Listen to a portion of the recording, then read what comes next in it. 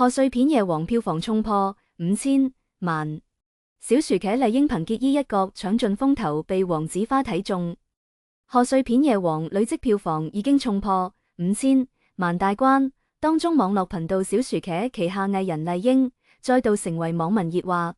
佢憑住喺夜王飾演侍應結衣一角突然爆攻，雖然夫份唔算多，但佢主動應聘時臨場發揮，突然爆出幾句日文。再加上搶住下海嘅爆笑演出，成功搶盡風頭，更即時被歡哥黃子華睇中。麗英夜王搶鏡頭，日文對白成全場焦點。喺電影夜王入面，麗英飾演嘅結衣並唔係夜總會女公關，而係冬日公司嘅秘密武器侍應。雖然出場時間好有限，但佢忽然爆出嚟嘅日文對白，配合搶住下海嘅搞笑劇情，即時成為全場焦點。網民紛紛大讚佢演技自然，喜感十足，證明佢由網工成功轉型做演員。呢個角色唔單止令觀眾見到麗英嘅演技潛力，更展現出佢獨特嘅個人魅力。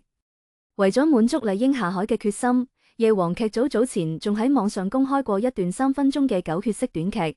麗英下海小劇場令網民笑到爆肚，更加令大家充分認識呢位出場唔多但令人印象深刻嘅藝人。網工小薯茄麗英出身，變身實力派獨立歌手。原來麗英今年只得28歲，係香港城市大學創意媒體學院學士畢業。佢因為鍾情日本歌手 YUI 而學吉他，網上亦有唔少佢翻唱嘅日文歌作品。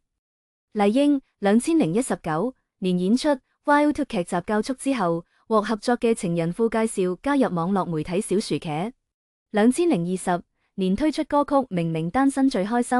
2021年喺新城勁爆頒獎禮奪得勁爆新人獎。2024年再奪勁爆躍進女歌手銀獎，歌唱事業發展相當順利。麗英拍 Mirror MV 兼演電影，多棲發展成績亮眼。除咗唱歌，麗英亦積極參與影視工作，曾經為人氣組合 Mirror 成員拍攝多首 MV， 亦演出過940920、百萬同居計劃、打天下2等劇集。電影方面，佢參與過阿媽有咗第2個、死屍死時44、填詞 L 等作品，更為玩轉路朋友而配音。呢種多元化發展路線，令佢喺娛樂圈建立穩固地位，由網絡工人成功轉型做全方位藝人。全死角美少女自豪稱號，坦誠不完美反成特色。麗英曾經喺訪問度透露，從來冇諗過自己可以出歌，如果冇入娛樂圈，好大機會會做老師。對於全死角美少女呢個稱號，佢認為係個人特色，亦認同自己並唔完美，對呢個稱號感到好自豪。喺夜王宣傳片見功一幕，佢巧妙講道，缺點並唔係冇，最衰都係零死角咯，因為呢方面我都搞到有少少抑鬱。呢種自嘲式幽默，正正展現出佢獨特魅力，亦證明佢清楚認知自己，難怪可以全方位發展。麗英與劉青雲拍廣告完全唔怯場，連金像影帝劉青雲都大讚。2024年，麗英更同劉青雲合作拍攝廣告，兩人近距離對呼，麗英完全唔怯場，保持住個人特色嘅表現，令人刮目相看。麗英亦喺社交平台分享過合作感受，直言同青雲哥一齊拍廣告好夢幻，玩得非常開心。麗英喺夜王一班美女公關入面，外形唔算特別突出，甚至有啲不起眼，但留俾觀眾嘅感覺絕對係非常出乎。嗰種自信融入膚入面嘅神情，正如前文所講，稱得上全死角美少女。正係因為佢對自己有清晰認知，加上實力演出，先可以喺一眾美女入面脫穎而出，令人留下深刻印象。夜王上映快1個月，票房突破5000萬。身邊朋友傾偈講嘅唔係鄭秀文，亦唔係黃子華，反而係個着藍色圍裙、戴有框眼鏡、講一口流利日文嘅侍應結衣。佢出場淨係8分47秒，連正規打光都唔算有，但抖音上面剪佢扶眼鏡嘅片段有200幾萬讚。小公書有人起底佢3套制服穿搭，就連澳門影展影後 Q&A， 觀眾第一條問題都係結衣之後會唔會單飛拍劇？其實佢一早已經唔係新人，教束入面演過數學老師助理，唔講說都令人記得個樣。2021年齡過勁爆躍進女歌手，唱明明單身最開心個咬字好似着緊薄荷糖。上年填詞 L 入面演個改稿改到眼腫嘅編導，台詞快到似機關槍，但每個停頓都踩中觀眾呼吸位。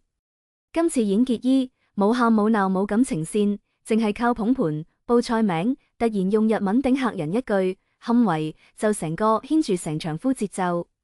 而家港片好少咁樣用演員，以前主角撐場，綠葉負責襯托，但結衣唔係綠葉，佢似一支針，結落賀歲片呢個脹晒嘅氣球島，撲一聲漏出嚟，全部都係真實，打工仔扮專業，粵語區硬肯日文，面試時死撐腰骨又偷偷捏實三角。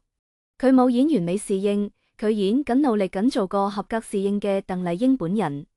導演訪問提過，結衣嘅台詞係佢自己改嘅。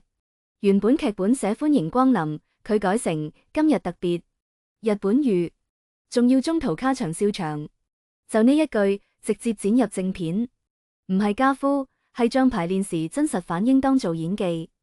佢成大創意媒體畢業，唔係演藝世家，冇簽大公司，早期喺小薯茄拍翻唱片，靠自己配日文歌曲翻嚟嘅預感，之後接配音、演配角、出專輯，每一步都冇跳。亦冇到博式押寶。夜王選角據講試鏡淨係拍咗一 take， 佢冇跟指示扮可愛，反而第一時間問監製結衣係咪先調去夜總會，咁佢應該仲未熟規矩，但又要死撐。監製一點頭，佢就照呢個方向去演。而家網上話佢係零死角美少女，其實意思就係冇得揀角度，亦冇得躲，鏡頭掃去邊，佢都喺狀態入面。唔係靠角度，係靠準備。我睇完整套夫搭地鐵，刷到佢早年喺 Viu 後台食飯盒花絮，頭髮亂，口罩戴歪，一邊着一邊望手機，熒光幕亮住日文文法筆記。呢一刻，比起結衣喺銀幕講最衰都係零死角，更加令人記得佢。佢冇講咩大道理，就係一直做緊應該做嘅事。夜王以夜場與時代，黃子華鄭秀文撐起靈魂。夜王以夜場興衰比喻時代變遷，核心係市井情義，演員全員在線。黃子華同鄭秀文嘅演出撐起成部片靈魂。呢部2026年春節檔唯一粵語喜劇，由獨士律師原班人馬打造，香港上映首日票房超過866萬港幣，成為本地影史春節檔開畫冠軍。成功離唔開紮實劇本同生動演出。劇情：夜場愛學下嘅時代預言。電影巧妙將故事設定喺2012年，香港尖東夜總會文化由盛轉衰嘅關鍵年份，借此映照一個時代落幕。劇情主線唔複雜，黃子華飾演夜場經理歡哥，同鄭秀文飾演前妻 V 姐，由職場對抗到發現資本收購陰謀，最終聯手帶領員工反擊。但深度在於以小見大，夜場冬日嘅困境，其實係底層小人物喺資本浪潮同行業洗牌下嘅生存寫照。電影冇停喺表面搞笑，透過局中局製造張力，員工團結使出渾身解數，笑料包住熱血同反抗。正如觀眾所講，影片將底層人物世界好難，笑住一日喊住又一日嘅市井智慧發揮到極致。